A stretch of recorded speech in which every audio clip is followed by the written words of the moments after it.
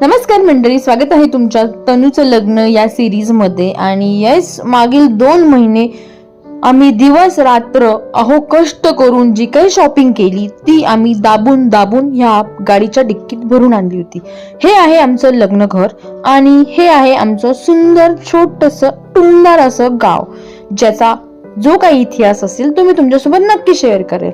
So yes, मागील 2 महिने आम्ही खूप शॉपिंग केली फॉर ए मॅरेज आणि प्रत्येकाचा वेगवेगळा आउटफिट, वेगवेगळ्या फंक्शनसाठी वेगवेगळा आउटफिट आणि खूप सारी शॉपिंग. सो फायनली त्या शॉपिंगचा फुल स्टॉप लागला होता. आणि येस, तुम्हाला तर माहितीच आहे, लग्न म्हटलं की खूप साऱ्या गोष्टी येतात, शॉपिंग येते, तयारी येते.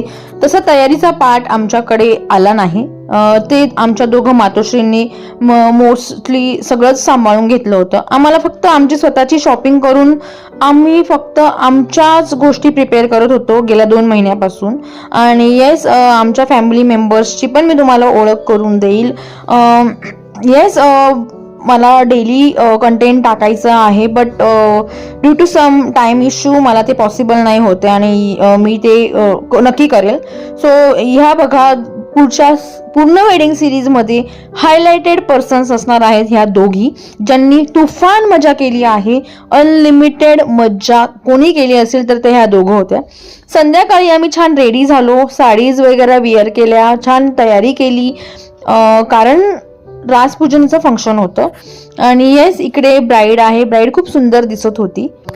आय डोंट नो वाय, पण मला खूप इमोशनल फील होत होतं आणि मला मी असं दाखवलं नाही तिथे, पण मला खूप असं रडायला येत होतं. Yes, it's a happy movement for everyone, but तरी मला असं रडायला येत होतं. कॉज येस, आमची बॉन्डिंग तशी आहे, इवन विथ आमच्या वहिनींसोबत सुद्धा. सो खूप सुंदर बॉन्डिंग आहे, टचहुड, आणि अशीच असेल ती कायम. आणि ह्या दोघी चिटुकल्या पिटुकल्या इकडे श्यामाबाबांसोबत कुल्फी खात होत्या, जे की लपून लपून खात होत्या बाजूच्या घरी बसून. त्यानंतर आम्ही थोडासा संध्याकाळी रात्री डान्स केला आणि खूप एन्जॉय केला.